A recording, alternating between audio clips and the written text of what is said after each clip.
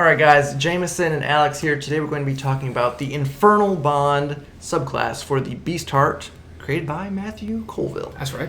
So if you're new to the channel or to the subclass series, what we're going to do is go through all the abilities gained in the subclass. We're going to rate it based on its roleplay value, combat value, and overall class synergy based on how the abilities gained in the subclass improve on the base class abilities. Bingo. Don't forget to like, comment, and subscribe to be entered in our D&D Beyond Players Bundle giveaway. We like giving away free stuff. And of course, thank you again to our sponsors, Hit Point Press. Make sure you check out their Fable Makers Fortune Teller deck.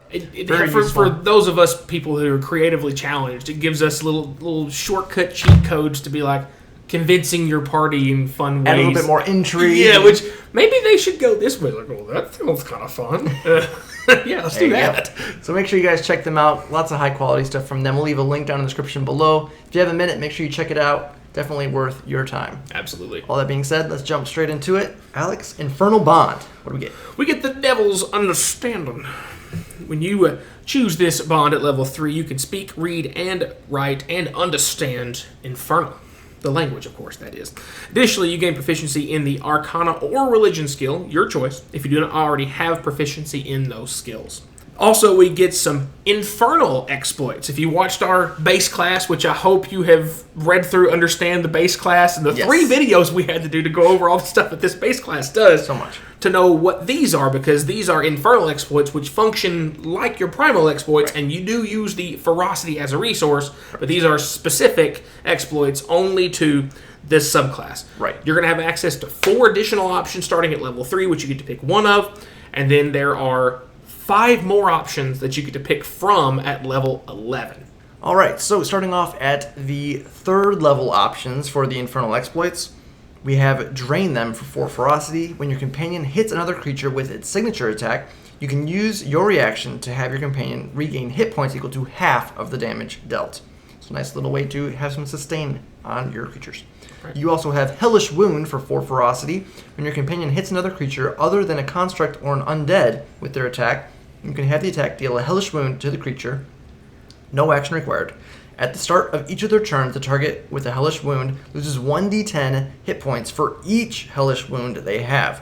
All of the target's hellish wounds close if they receive magical healing, or if any creature uses an action to staunch the wound with a successful medicine check, with the DC equal to your exploit save DC. So that could add up in a hurry if you get a couple of those on a target. I think it's important to specify for each hellish wound. So those do stack. Yes, but I will also counterpoint out, that you use one... Counterpoint? It is one action to staunch all of the wounds. Yes. So you can stack it up. Yes. And maybe force them to use an action, which is always good, to make a creature waste their action. Action economy, baby. That's how we play this game. It's really what this game comes down to is economics. Or it's math and economics. Yes, that's all it is. Anyway, and also for level 3 choice, you have Infernal Teleport. As an action, you or your companion, your choice, are surrounded by a swirling shadow and smoke. The target teleports to an unoccupied space within 90 feet of their starting position. The other one of these that costs 3 ferocities, the rest all cost 4, is Wicked Deception. As an action, you can choose a creature hostile to you, which could be a lot of different things, that you can see within 30 feet of you. The creature must succeed on a wisdom saving throw or suddenly view you and your companion as friends until the end of your next turn. While in this state, the creature is unable to attack or otherwise harm you or your companion. This effect ends early if you or your companion attacks the affected creature. Creatures immune to the charmed condition can't be affected by this exploit. Yes, definitely an interesting option on there. And then we move on to the level 11 options for the Infernal Exploits.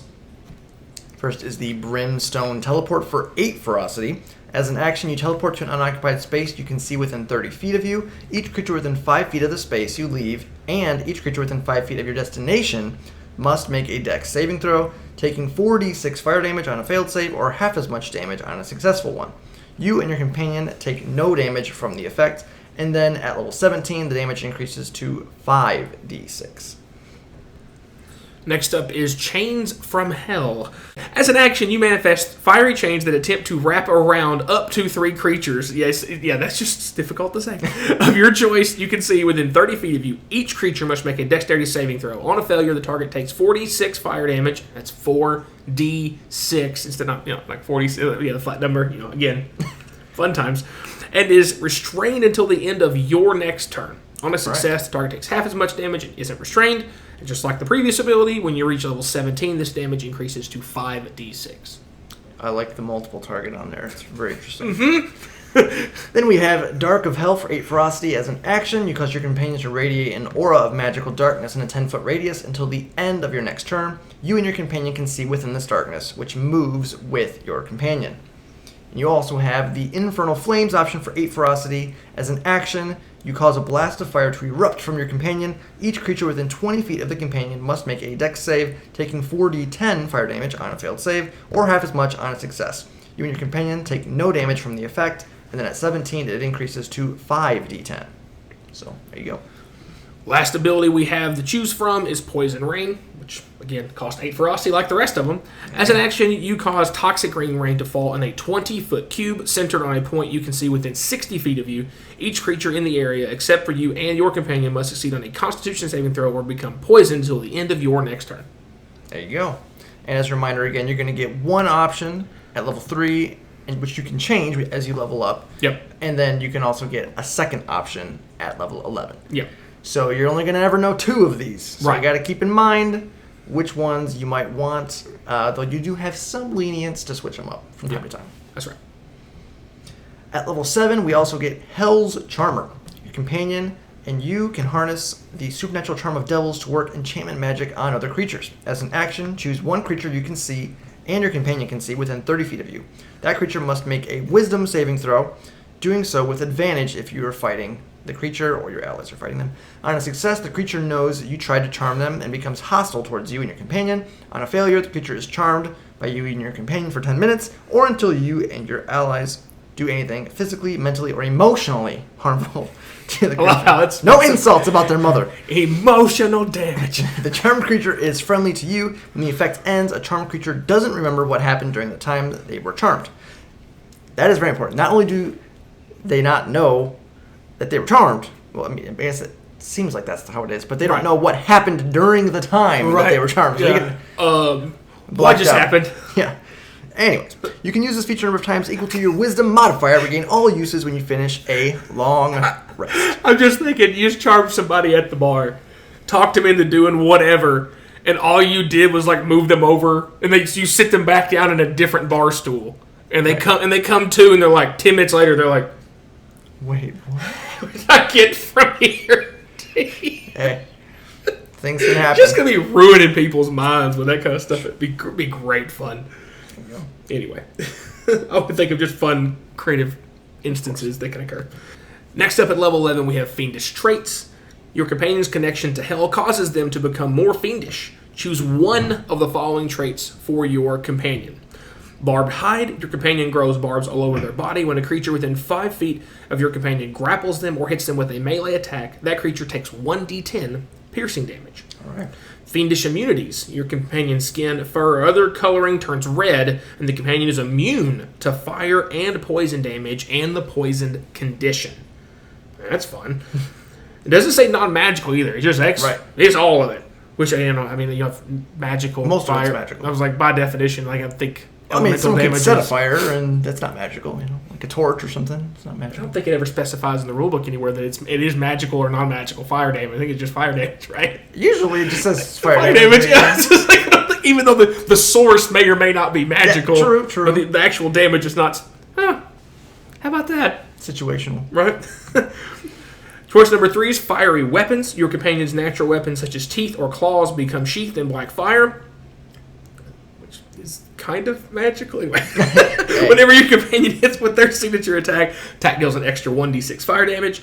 Or Wings. Your companion sprouts leathery wings from their back, gains a flying speed of 40 feet. If your companion already has wings, those wings take on a fiendish look, and their flying speed increases to 40 feet. So they have a flying speed of 20, 25, 30. It just goes up to 40, not increases by 40. That would be wild. Yeah. Whenever you finish a long rest, you can replace your companion's fiendish trait with another one from this list. I do like that. It is that you can change it every day. For sure. And then your last capstone ability is Fiendish Form. Your companion become a scale-covered child of hell.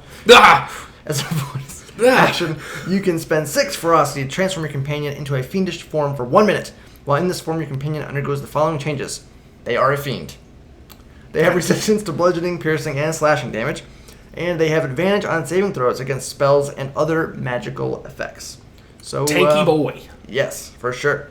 But those are all the abilities gained in the subclass. So we'll move on into the rating portion of the video. First up is the roleplay value asterisk, as always. Talking about roleplay value, we're talking about interacting with the world around you, interacting with NPCs, non-combat scenarios, avoiding combat, basically things outside of the initiative order. That's right. Not talking about your class fantasy, history, lore, background. That's on you as a player. We can't rate you, but we can rate the abilities gained in the subclass and how they might improve your potential in those roleplay scenarios. Whew. So, all that being said, I think the biggest thing to get out of the way up front is you might see all these options and you see stuff about charming and, you know... We can get some flying stuff. Some ferocity usage in here. Sure, that is interesting. But ferocity expires when combat ends. Yep. So all of these ferocity, infernal exploits and stuff really are just going to go by the wayside, and it cannot even be used in roleplay just because of the way that ferocity itself functions a combat mechanic.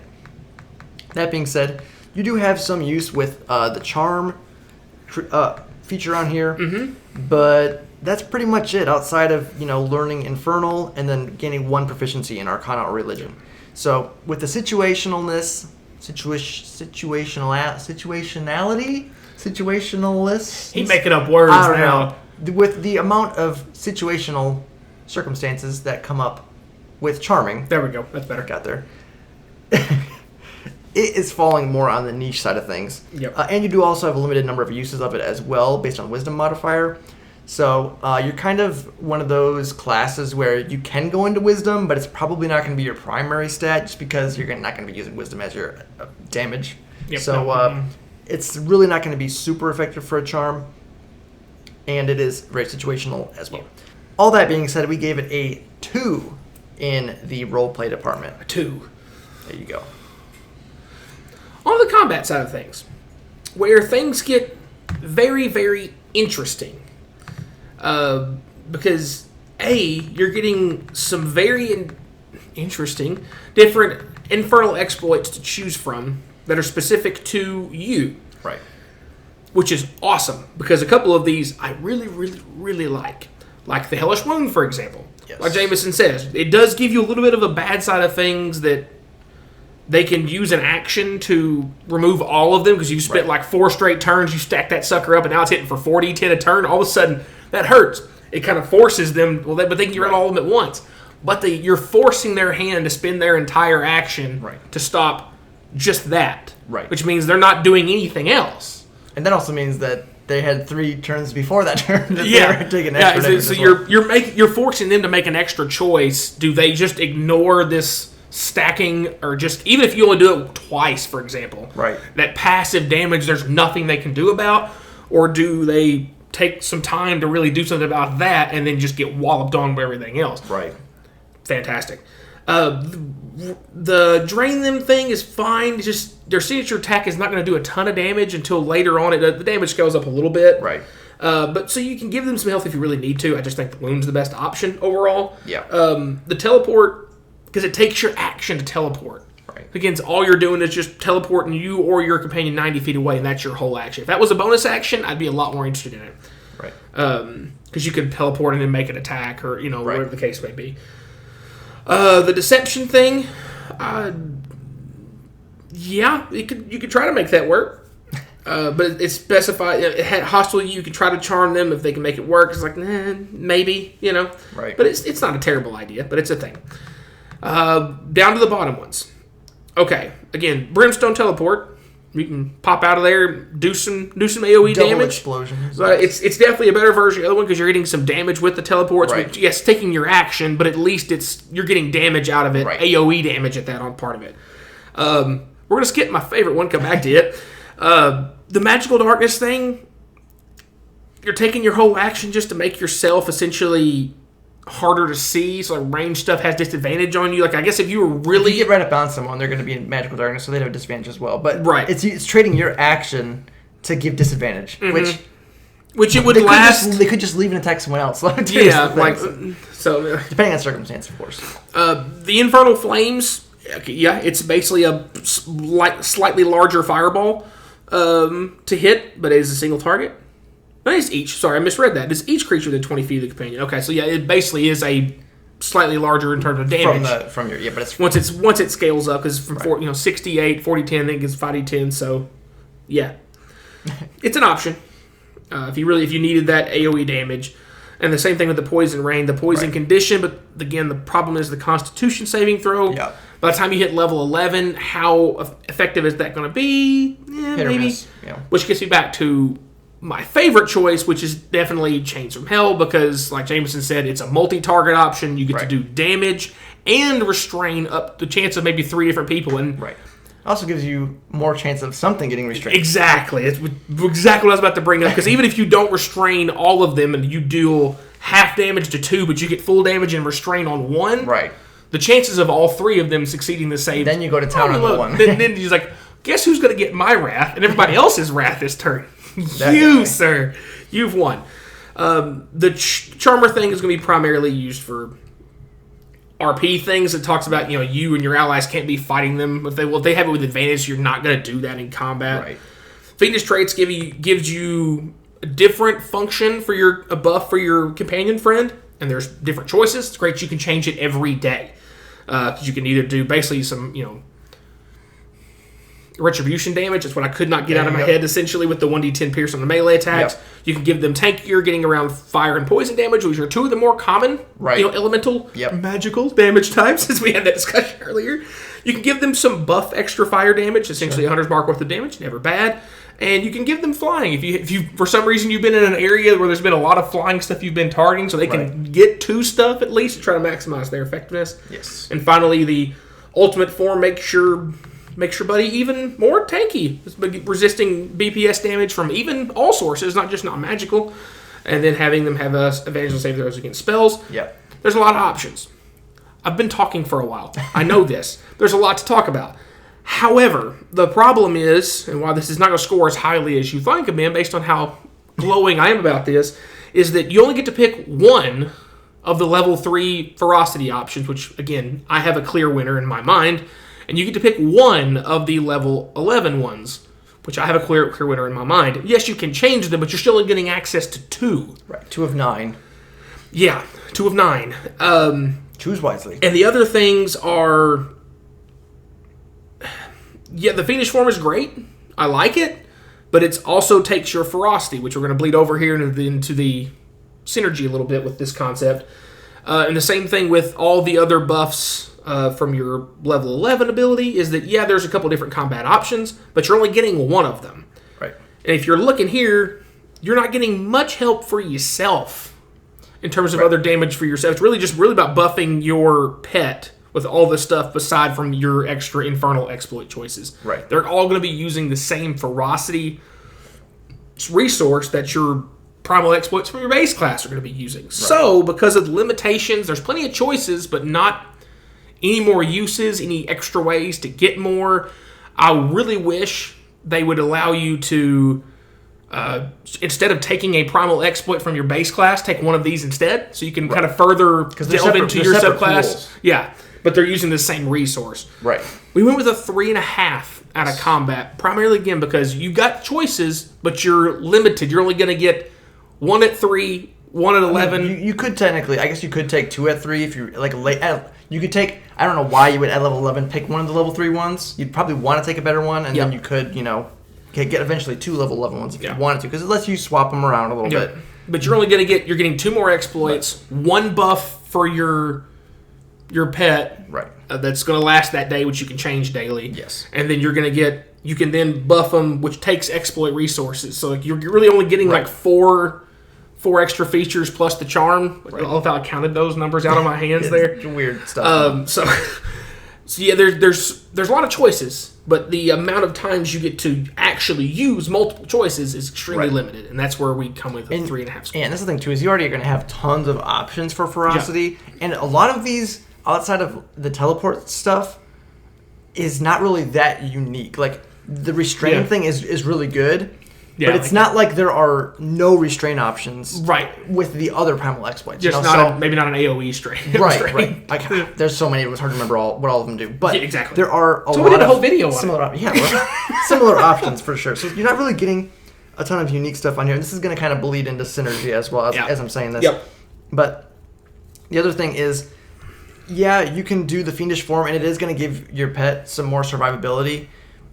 How much that's actually going to matter is hard to say on there, because they do have ways to regain hit points, and I mean out of combat you can just get them back to full and like really easily as well, so it's not like going to be a major issue. And they have death saves, so they don't just die when they go down, so there's some stuff to that. It is going to make them tankier. They have some options, which is nice, but it is level 15, so the first 14 levels you're going to have to find ways to keep them alive anyways.